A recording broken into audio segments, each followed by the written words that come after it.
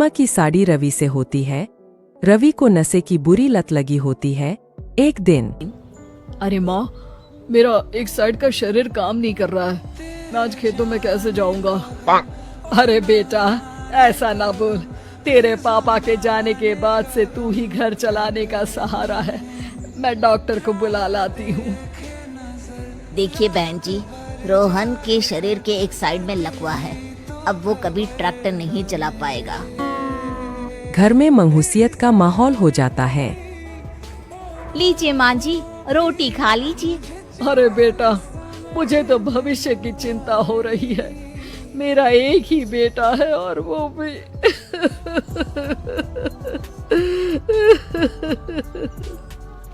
माँ जी, आप चिंता न करें। जब तक ये बीमार है मैं खेत जाकर काम कर लिया करूँगी।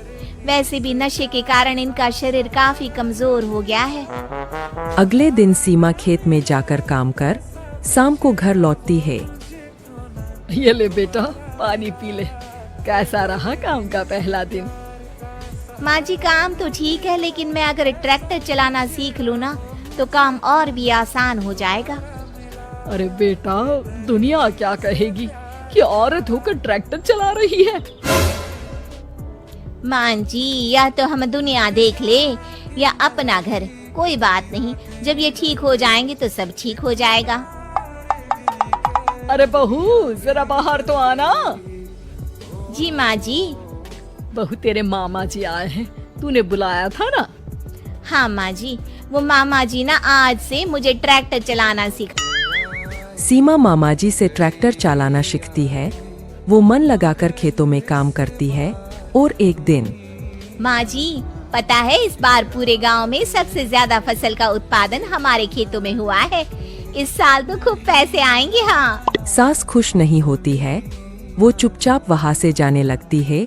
तभी सीमा उसे रोक लेती है। क्या हुआ माँ जी, आपको खुशी नहीं हुई?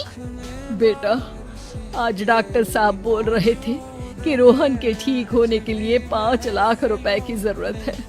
समझ नहीं आ रहा क्या करूं। सीमा शांत हो जाती है। अगले दिन सास सीमा के पास आती है। बेटा, ये मेरे गहने हैं।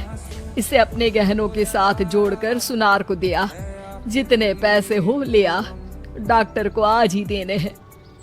सीमा अपने गहने और सास के गहनों को लेकर दुकान में बेचकर पैसे लेकर घर आ जाती है।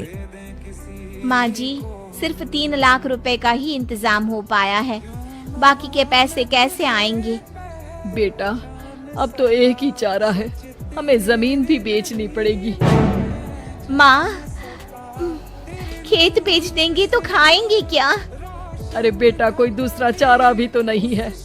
रोहन ठीक हो जाए तो वो मेहनत करके इससे भी बड़ी जमीन ले लेगा। सास बहू मिलकर खेत भी बेच देते हैं। अब पूरे पैसे लेकर सास डॉक्टर के पास जाती है। डॉक्टर साहब, ये लीजिए सारे पैसे। बस किसी तरह मेरे बेटे को ठीक कर दीजिए। आपका बेटा ठीक तो हो जाएगा, लेकिन 6 महीने का समय लगेगा। सास बहू सोच में पड़ जाते हैं कि अब तो कोई जारिया भी नहीं रहा जहाँ से उन लोगों की कमाई हो। अब कमाएंगे नहीं तो खाएंगे क्या?